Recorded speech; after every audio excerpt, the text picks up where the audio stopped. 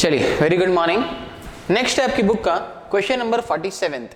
Verify Stokes theorem for vector f is equals to y square i cap plus x square j cap minus का x plus z k cap where c is the boundary of the triangle whose vertices are 0, 0, 1, 0, 0 and 1, 1, 0।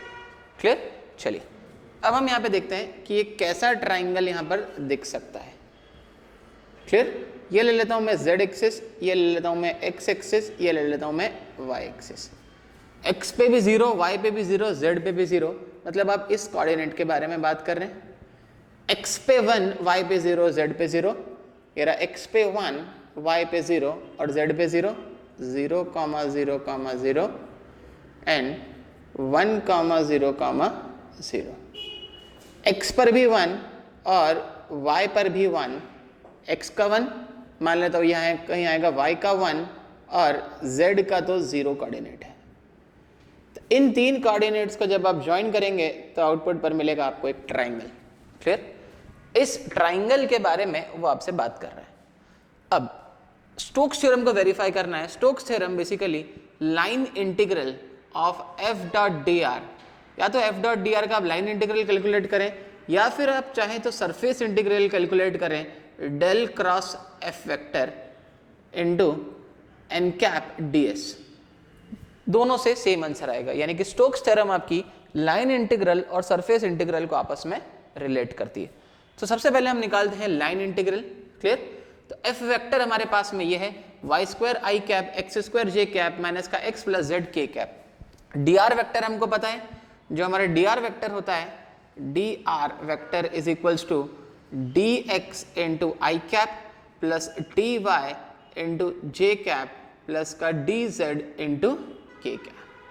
तो I cap dot I cap 1, तो यहाँ पर मुझे नई value मिलेगी F vector dot D R vector मुझे मिलेगा I cap dot I cap 1 Y square D X plus x square D Y plus x square into d Y minus x plus z into d z. ये मिला हमको f vector dot D R vector. Clear? अब आप इस f vector dot D R vector को अलग अलग parts में कर दे, लाइन में कन्वर्ट कर दे। लाइन में रिजॉल्व करना हो तो ये रहा L1, ये रहा L2 और ये रहा हमारा अब L3। क्लियर? L1, L2 और L3 में हमने इसको रिजॉल्व कर दिया। अब हम इसको देख सकते हैं, integration of L1 f dot D R है ना। अगर आप L1 की बात कर रहे हैं तो ये लाइन है, ये लाइन हम यहाँ पे देख सकते हैं। This line is y equal to 0 line. हमने लास्ट केस में भी देखा था, इस पूरे इस पे y 0 होता है। आप देख सकते हैं y 0 है, y 0 है, y is equal to 0 line. y अगर 0 है तो पक्की बात है dy भी 0 होगा। क्लियर? साथ ही साथ आप देख सकते हैं z का भी 0 कोऑर्डिनेट है, क्योंकि पूरा का पूरा ट्राइंगल xy प्लेन पे बना हुआ है। तो z की वैल्यू भी 0 है, तो dz की वैल्यू भी 0 होगी। अगर आप L1 में पुट कर दें क्लियरली कि y इज इक्वल्स टू 0, तो ये टर्म 0 हो गई, dy भी 0 तो ये टर्म भी 0 हो गई, और dz भी 0 तो ये टर्म भी 0 हो गई। तो L1 का जो ओवरऑल इंटीग्रेशन का आउटपुट मिलेगा वो मिलेगा 0। तो L1 मिला मुझे 0। क्लियर? अब नेक्स्ट स्टेप में हम यहाँ पर L2 रिजॉल्व कर सकते हैं। हम यहाँ पे लिख सकते हैं इंटीग्रेशन ऑफ L2। L2 की अगर आप बात करें ये वाली लाइन की, क्लियर, तो x की वैल्यू भी 1 है, यहाँ पर भी x इक्वल टू 1 है। आप देख सकते हैं ये जो लाइन होती है x की लाइन होती है, x इक्वल टू 1 वाली लाइन है। अगर x इक्वल टू 1 है तो dx की वैल्यू हो जाएगी यहाँ पे 0। क्लियर? अगर xy प्लेन पर है तो z तो 0 है ही, और साथ ही साथ dz भी हो जाएगा 0। पर y चेंज हो रहा है यहाँ पे, ये रहा x, ये रहा y जा रहा है 0 से लेके 1 तक, तो y की लिमिट हो जाएगी 0 से लेके 1। चलिए इस फंक्शन को वापस रिजॉल्व करते हैं। आपने देखा कि x इक्वल टू 1 है तो dx की वैल्यू हो गई 0। तो x इक्वल टू 1 है तो यहाँ पर हम आपकी जो टर्म आएगी वो आ जाएगी x square into d y. साथ ही साथ आपका z 0 है तो dz भी हो जाएगा 0, और y जो बाकी रह गया उस y की जो लिमिट आई आपके पास में वो कहाँ से आई, 0 से लेके 1 तक। तो y की हम यहाँ पे लिमिट पुट कर देंगे फ्रॉम 0 to 1। क्लियर? इसको y के रिस्पेक्ट में इंटीग्रेट करना है तो एक्स स्क्वायर कांस्टेंट है, dy का इंटीग्रेशन हो जाएगा y 0 से लेके 1। क्लियर? तो x की वैल्यू हमारे पास में है x इज टू 1 और y को भी अपर लिमिट माइनस लोअर लिमिट करके रिजॉल्व करेंगे तो ओवरऑल वैल्यू आएगी 1। यानी कि जब आपने L2 को रिजॉल्व करा तो L2 की वैल्यू आई हमारे पास में 1। लास्ट इंटीग्रल आपका बाकी रह गया L3। अब हम L3 के बारे में बात करते हैं तो हम लिखेंगे integration of L3 again f dot dr। अब देखिए L3 जो है वो इंक्लाइंड लाइन है। इंक्लाइंड लाइन के लिए जो इक्वेशन होती है वो इक्वेशन होती है आपकी y is equals to mx plus c। सबसे पहली बात, इसका इंटरसेप्ट ओरिजिन पर आ रहा है तो c की वैल्यू तो 0 होगी। क्लियर? उसके बाद हम देख सकते हैं स्लोप। स्लोप का फॉर्मूला होता है y बाय x। क्लियर? तो y एक्सिस पर जो कोऑर्डिनेट है, क्लियर, हम यहाँ पे लिख सकते हैं स्लोप का जो फॉर्मूला है वो कितना है y बाय x। तो आप यहाँ से y एक्सिस, y की जो वैल्यू है, इस पॉइंट का कोऑर्डिनेट है y की वैल्यू वो 1 है। क्लियर? x की y की वैल्यू, x की वैल्यू भी 1 है, ये रही x की वैल्यू। तो x डिस्टेंस भी 1 है और y डिस्टेंस भी 1 है। क्लियर? मैं एक बार फिर से रिपीट कर रहा हूँ, आप ध्यान से देखें। इस कोऑर्डिनेट को आपने बोला है 1,1,0, मतलब इस पॉइंट पर जो x की वैल्यू है वो 1 है, x डिस्टेंस कितना है 1, y का कोऑर्डिनेट 1 है, मतलब y की वैल्यू भी कितनी है 1। तो इस लाइन का स्लोप निकालना है तो होगा y अपॉन x। y की वैल्यू भी 1 है और x की वैल्यू भी 1 है तो स्लोप की वैल्यू आएगी 1। तो m की जगह पर हम 1 डालेंगे तो हमको इक्वेशन मिलेगी y equal to x। Clear? तो ये सिंपल एक लाइन है, y इक्वल टू x की एक लाइन है। और अगर y is equal to x वाली लाइन है, इस बात पे आप ये भी देख सकते हैं कि यहाँ पर z की वैल्यू तो 0 ही है क्योंकि xy प्लेन है। अगर z की वैल्यू 0 है तो dz तो आपका 0 होगा ही होगा। क्लियर? चलिए अब वैल्यू पुटान करते हैं। अगर y is equal to x है तो यहाँ पर y की जगह पर x डाल देते हैं तो हो जाएगा x स्क्वायर dx। क्लियर? और अगर y की वैल्यू x है, क्लियर, तो dy आपका चेंज हो जाएगा किसमें, dx में। तो यहाँ पे हो जाएगा x स्क्वायर इंटू dx। तो अगर आप इसको इंटीग्रेट करेंगे तो हो जाएगा x square plus x square, पहले 2x स्क्वायर, तो इंटीग्रेशन ऑफ L3 हो जाएगा 2x स्क्वायर dx। इसको इंटीग्रेट करेंगे तो आएगा 2/3 x³। अगर x की लिमिट की आप बात कर रहे हैं तो यहाँ पर x की वैल्यू 1 है और x की वैल्यू यहाँ पर 0 है। तो आपको इसको रिलेट करना है 1 से लेके 0 तक। अपर लिमिट माइनस लोअर लिमिट तो आ जाएगा 0 माइनस 2/3, तो आया माइनस 2/3। तो L3 की वैल्यू आई आपके पास में L3 is equals to minus 2/3। Overall function जो होगा वो होगा L1 plus L2 plus L3। तो L1 0 plus L2 1 plus L3 minus 2/3। Clear? अगले स्टेप में हम LCM लेंगे, LCM आएगा 3 माइनस 2/3 दैट इज 1/3। तो लाइन इंटीग्रल सॉल्व करने के बाद जो हमको वैल्यू मिली वो मिली 1/3। अगर सरफेस इंटीग्रल सॉल्व करने के बाद भी वैल्यू 1/3 मिलती है, hence the Stokes theorem is verified. चलिए अब हम सरफेस इंटीग्रल रिजॉल्व करते हैं इसका। अगर सरफेस इंटीग्रल रिजॉल्व करेंगे तो हम लिखेंगे डेल क्रॉस एफ। तो सबसे पहले आपको वैल्यू निकालनी पड़ेगी डेल क्रॉस एफ की।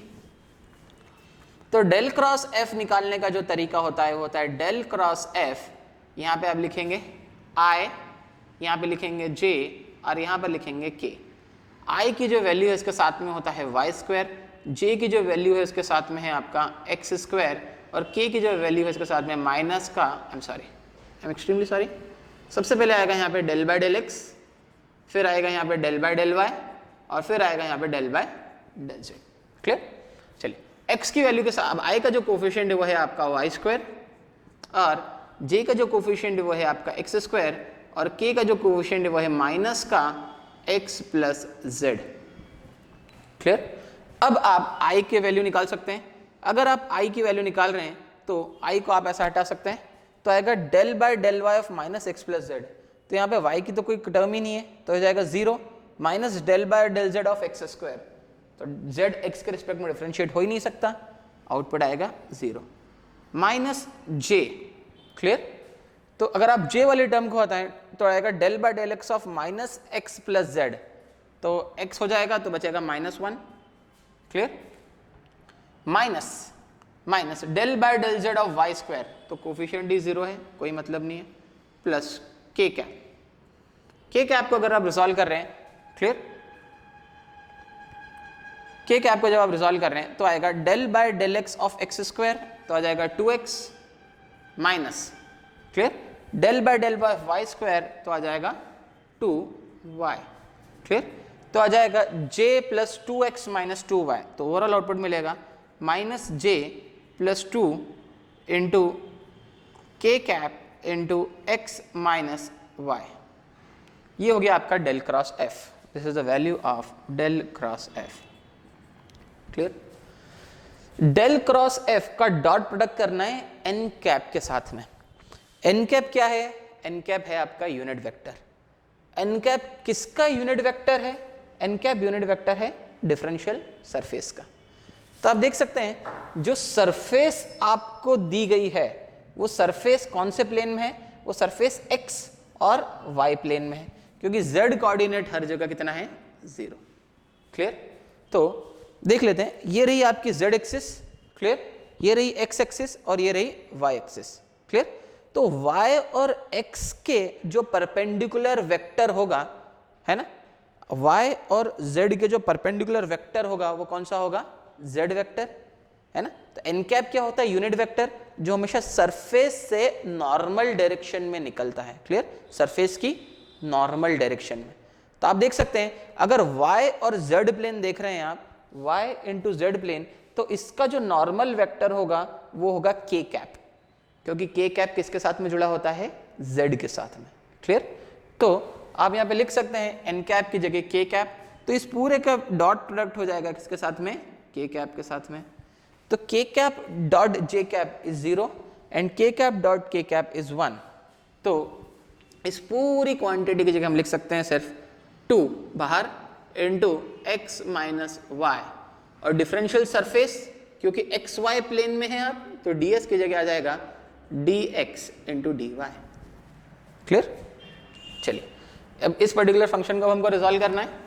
यहां पर हम देख सकते हैं कि जो आपकी x की लिमिट है, क्लियर, यहां पर आपको एक स्ट्रिप कंसिडर करनी पड़ेगी। x तो हम पूरा ले लेते हैं, x वेरी हो रहा है आपका 0 से लेके 1 तक।